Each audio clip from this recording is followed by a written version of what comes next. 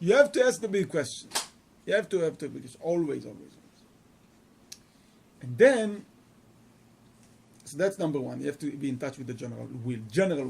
It's not like, instead of saying, I want specifics, I want something for myself. No. You're looking at the biggest questions. Why is the whole world is here?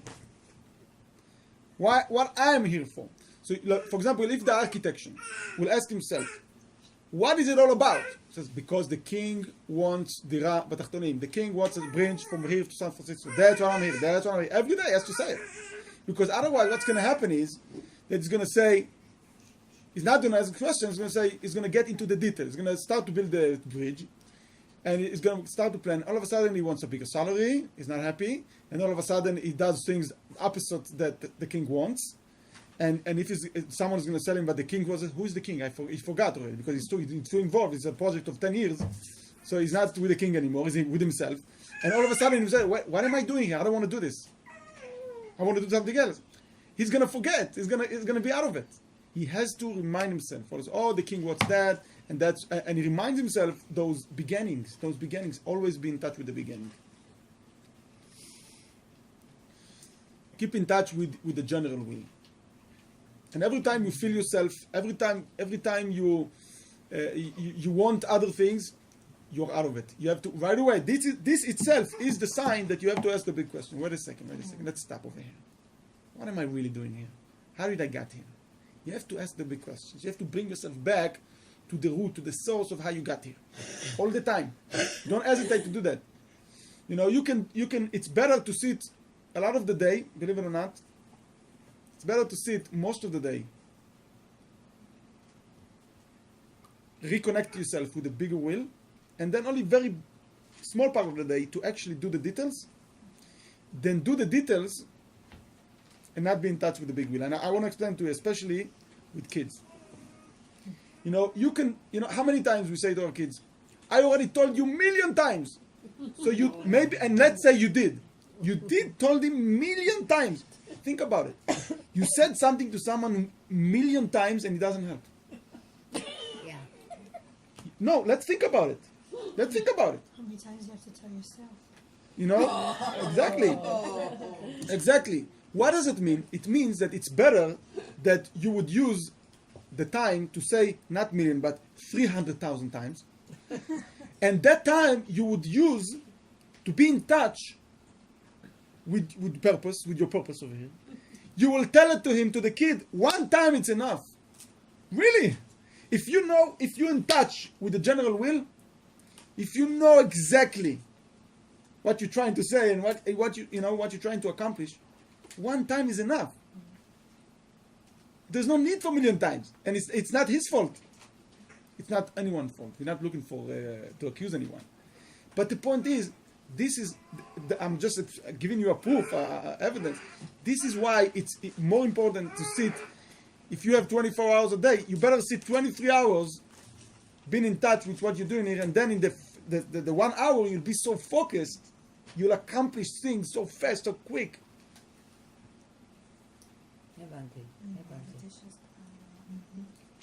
Some things there aren't any answers for. You just have to. Again, it's not the answers. If you're asking yourself, how did I even get to this world? That question will bring light to you. It will make you sharper. It will make you more focused. That's it. What is this world? How did it even become? You ask the biggest questions. So you'll have the details, but the details won't be so important. You won't necessarily have the details. You eventually. But you won't make them like the ikr. If a person is going to ask himself 24 hours a day those questions, he's going to feel unfulfilled. He's going to be unfulfilled because the fulfillment is in the details. Okay, no. But you have to prepare yourself to deal with the details, to work with the details. You have to. The preparation is more important in time. If you like the time that it takes. The preparations has the most significant. I mean, you have to have everything. The general, and we're not choosing between general and details. Mm-hmm. We're just explaining the relationship between them. It's not like general is more important than details. It's all one package. But these are the preparations and there's no way to skip them in order to do what we need to do in this world. You know, there is a Yom that says that a soul comes down to the world for 70, 80 years to do one favor to one Jew. My interpretation is that the favor that you do to yourself. But, anyway, so the person is 70, 80 years. So let him just come down, do it, and come back. 70, 80 years. 70, 80 years, it means that a person is preparing. Everything is preparation for that. What is the preparation? To do something, L'Shem Shamayim, to do something from the right reason, you know? There is a mimer of the Mittler Rebbe, by the way, also about the Cantonistim, those kids that were kidnapped to be soldiers in Russia. And he was asking, I mean, everything is from Hashem. How can Hashem want something like that? Little kids, go out to Torah, Cheder, parents, go to be soldiers for at least 25 years. They're going to eat treif, most probably. They're not going to put tefillin, they're not going to daven, they're going to do any mitzvah. What's the Rebbe explains? Mittler Rebbe explains? Yes. But somewhere in their lives, they're going to do at least one mitzvah. And that mitzvah is going to done right. And for that, Hashem invested those people, in those people. He gives them life. He makes them to be for one mitzvah. And you have many stories about the Cantonistim, how a soldier comes in Yom Kippur, you know, to the shul, and he's like, doesn't know how to read nothing. But all of a sudden he turns to Hashem, and the whole crowd is for sure, but like, the whole world is nothing. Hashem is like nachat ruach that Hashem has all of a sudden from this soldier that turns to him from pure heart after everything you've gone through. It's unmeasurable. You can't compare it to anything else. And then you realize, then you say, wow, now I understand everything. It's like you have people that keep mitzvot all of their lives and they don't get near it. The nachat ruach that this guy just gave to Hashem. So now you understand. Now you can understand. So the same thing. The point is to be connected to Hashem. It's not the end purpose to be connected to Hashem. It's not the end purpose. To be connected to Hashem is a preparation. To be connected to Hashem is a preparation to do what Hashem wants. That is more important than being connected to Hashem. But to do what Hashem wants, you know, it could be done in a way that it's not for Hashem. It's not revealedly for Hashem. So how good is it? How good is it? Wait, say that again? The purpose is... Say what? Say that sentence again? It's... The purpose is not to be connected. The end purpose is not to be connected, which is the union of Ratzor, to come up. The purpose is to bring down, is to make something happen in this world. But to make it in such an angle, in such a design, that puts Hashem in the center, puts Hashem as the purpose of it.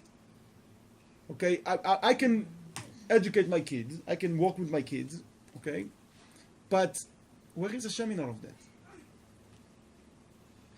I tell them things because I don't want them to do other things, and I scream at them, I educate them. It's not, but you don't see Hashem in it. You don't see the purpose. Okay? The point is that you're going to prepare yourself. There's no end to, you should ask those big questions. You be inside of yourself, you should be connected to Hashem. And then, when you speak to your kid, let's say, it's going to come right, and one time will be enough. Because it's going to bring the message. The message is Hashem. It's going to transfer him that it's going to give Hashem into it. It's going to reveal Hashem in your conversation. You're going to tell him one sentence, and it's going to come to him so deep.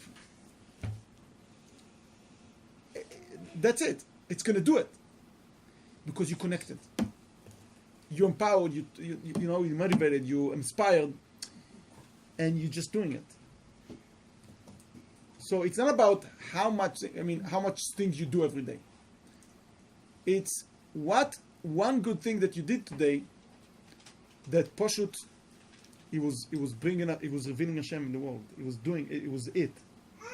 Okay, if you send one sentence to the, we all know that our childhood, you can learn in school for years, and you don't remember nothing. And there is one teacher that said one thing that changed your life forever. So why not doing it every day? Can you believe that it can be done every day by us? Can you believe that instead of running around, okay, all day doing things that you never remember after you did them, that you actually did them? Because you ask me, what did you do today? Oh, I don't know. Today, I'm not talking about a week ago. Okay? Instead of that, you walk in to prepare yourself to Hashem, to, what am I doing here? What am I doing? What am I doing here? Without doing anything. And then you go and you do one thing. And you did one thing today. You did it. One thing that you did today. You're not going to forget it. You're not going to forget it. No one is going to forget it. Your kid is not going to forget it.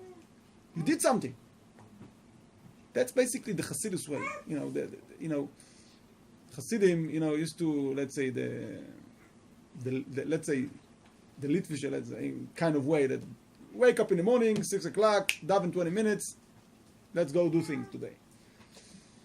And the Chosid is still with the talis on his shoulder, 4 o'clock in the afternoon, and he's trying to daven, so to speak. He's trying to daven, to one word to bring out of his mouth.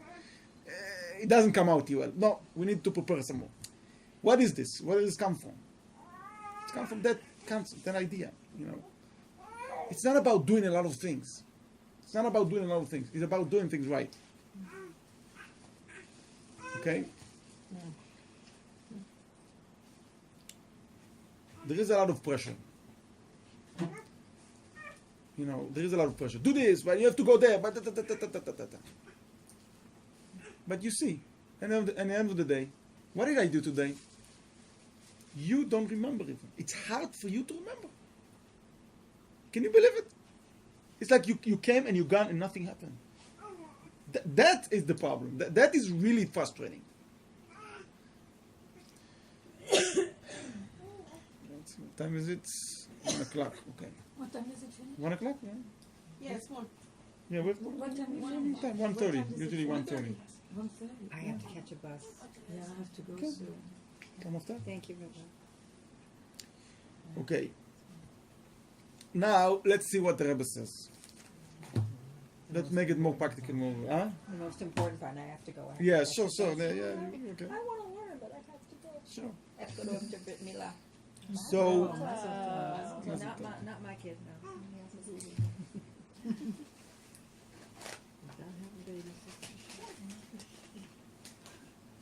There is a story with Rabbi Elimelech Nijans.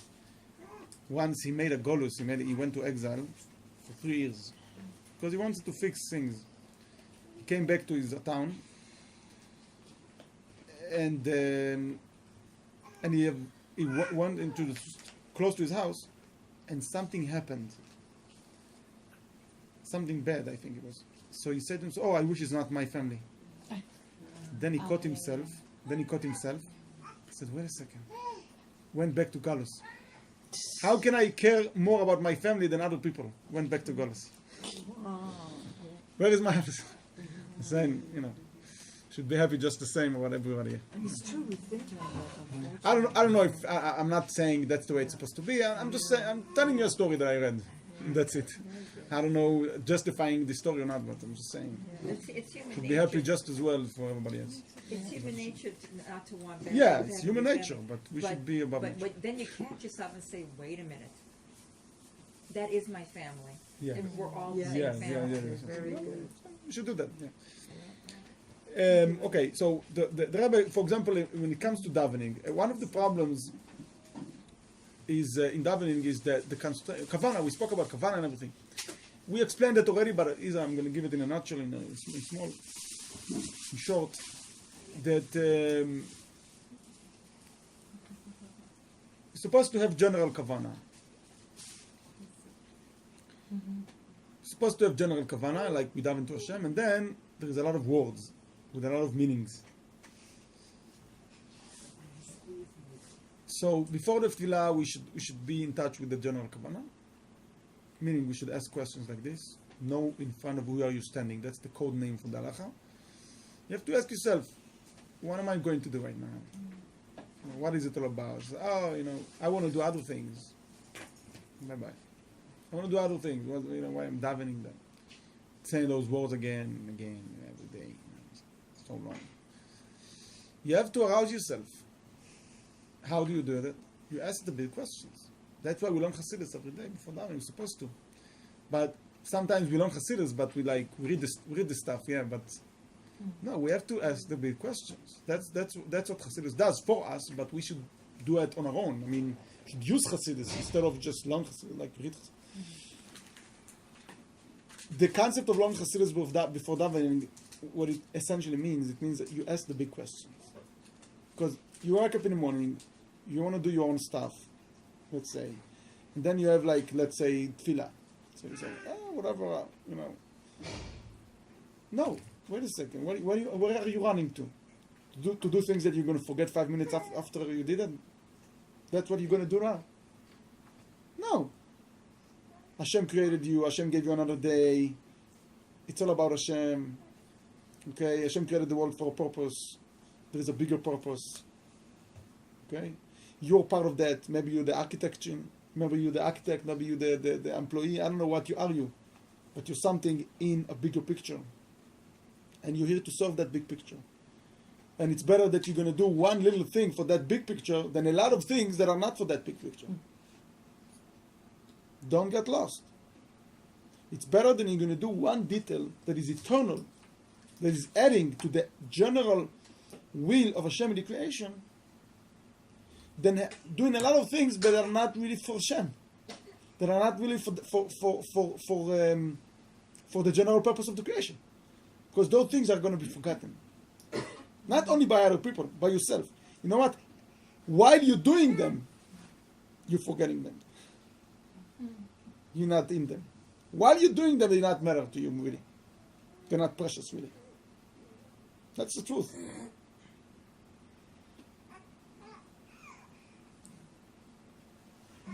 I'm not saying it's a fight. It's hard.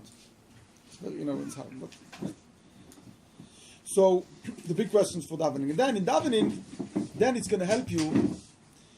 Davening is built up on many, many details. Every word is a detail. And in every detail, there's details of details. But if you're in tuned to the general purpose, then every word is not going to take you, it's not going to throw you out of the general purpose. The opposite, it's going to add to the general purpose. Because it's a puzzle. The davening, the whole world is a puzzle. It's not just miscellaneous details. It's a puzzle. So, Hashem is the creator of the world. Hashem is the giver of the Torah. Hashem chose the Jewish people. It's not three different things. Think about it. World, Jewish people, Torah. So what is more important? The most important thing is to survive in the world. Like the world is... The most important thing is the Jewish people. You have to love Jewish people. The most important thing is Torah. No, it's a puzzle. It's a puzzle.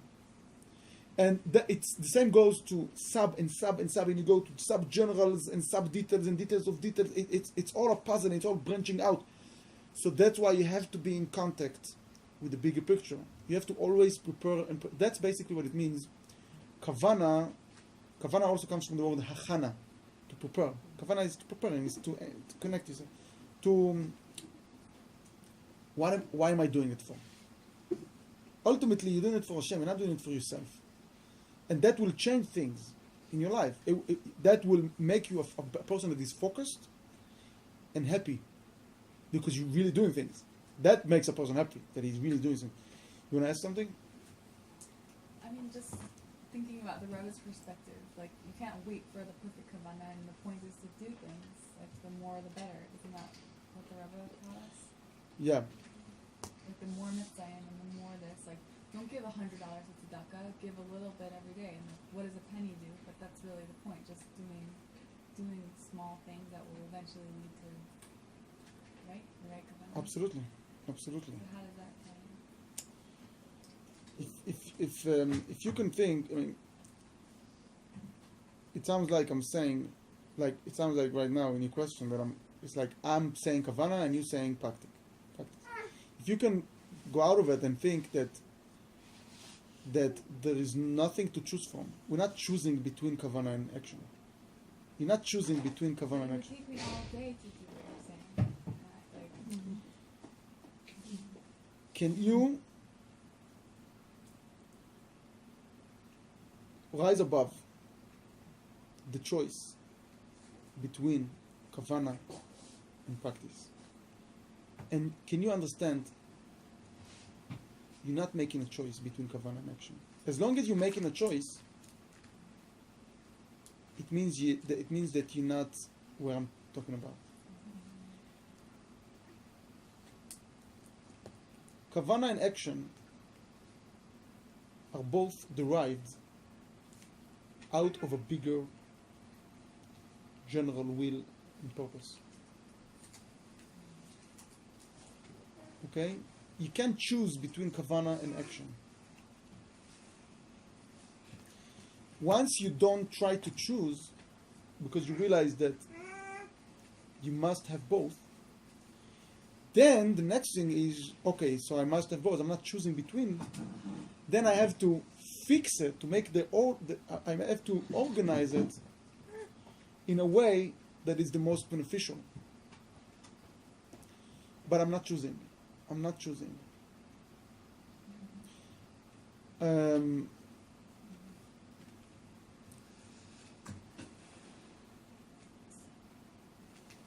I'll give you an example. An unfortunate example of my own life that I'm experiencing right now.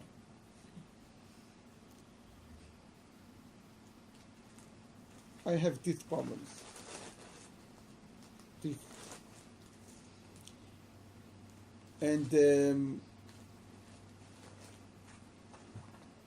for the past few weeks, I have some pains, whatever, I have problems. But I haven't took any action for like 3 or 4 weeks already.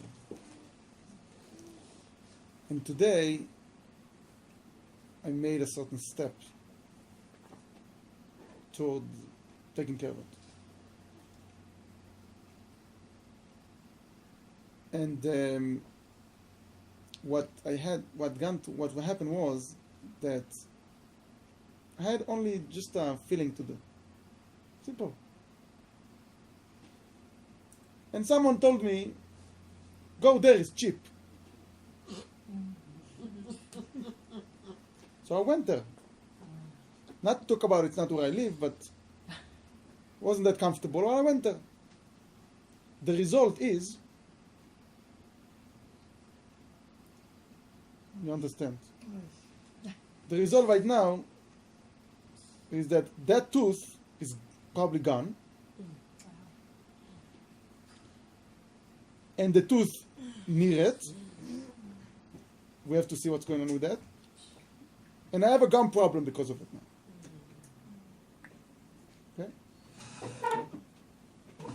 And that's why it took me 4 weeks now to decide what I'm going to do. Because I'm not going to do the same mistake. And sure enough, someone else told me, oh, go to him. And I did.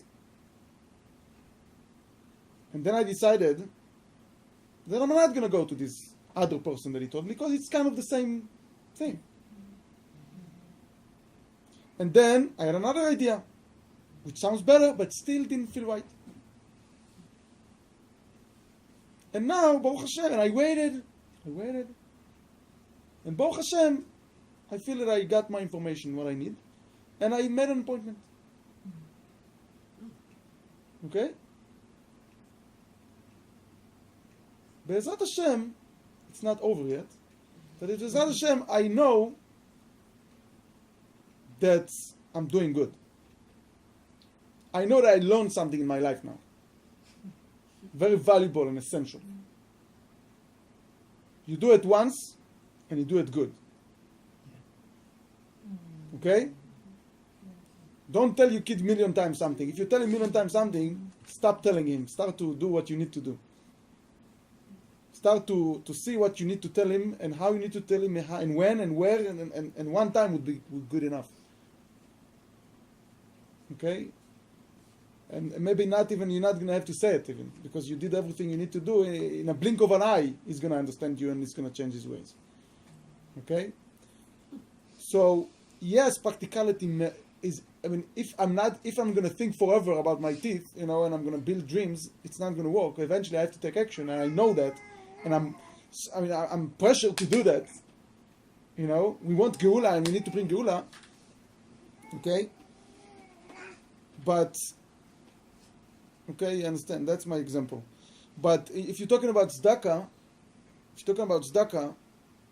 I guess, when it comes to tzedakah, let's say the practicality of tzedakah is relatively to other mitzvot, it's relatively. The practicality of it is much more emphasized than the kavanah of it. You still have to have kavanah. In everything is combined between kavanah and practicality. There's no choice. You're not choosing between, even in tzedakah, you're not choosing between kavanah and practicality. It's not a choice that you make. Of course, you have to have kavanah. But in tzedakah, it's the mitzvah that the practicality of it is more shown, is more emphasized. But it's not a choice. It's not like you're saying, I'll give tzedakah and not kavanah. It's not like that. Because people can give tzedakah to, you know who gives tzedakah? The Arabs, they give tzedakah. They give tzedakah to the Hamas. They give. And I don't know if we don't give tzedakah to the Hamas. And Israel gives tzedakah to the Hamas. For sure. Okay, it says in chapter 1 in Tanya. There is a lot of charity that is done that is Pashut killing us. But still, I'm saying, give tzedakah. Give tzedakah. Give. First you have to give. You have to give and give a lot, and you give. It's important. In tzedakah, it's the least of that you see how kavanah is important, but still, you're not choosing between practice and kavanah. Yes, give. First give. But you have to work. You know what? People that you start. You know what Hashem wants from us? Yeah, give tzedakah, give a penny. But Hashem, they give a lot of pennies. But Hashem wants you to start to develop here something, and one day you're going to be a charitable person. Meaning you're going to stop, or you're going to continue the little things, but you're going to realize that we are here to give tzedakah, and you're going to dedicate yourself to something that will help a lot of people, and to really be a charitable person. To be like Hashem that gives life to the world every second, to every creature, to every detail in the creation. Not like, okay, look, I'm giving a penny every day, That's not the end purpose. The end purpose of we need to be charitable people. We need to be good people. And you're doing it, but you have a kavanah. When you give tzedakah, it's not only the action of it. No. It's not only the action of it. Again, bottom line, give. Always give what you have. Don't make cheshbonos, don't make but don't ignore kavanah. Every penny you give is supposed to make you a better person. Okay? So again, it's not a choice between kavanah and practice. It's not a choice. Kavanah and practice both together is something complete. Okay? And as you give more, as you do more, you realize how kavanah is so important.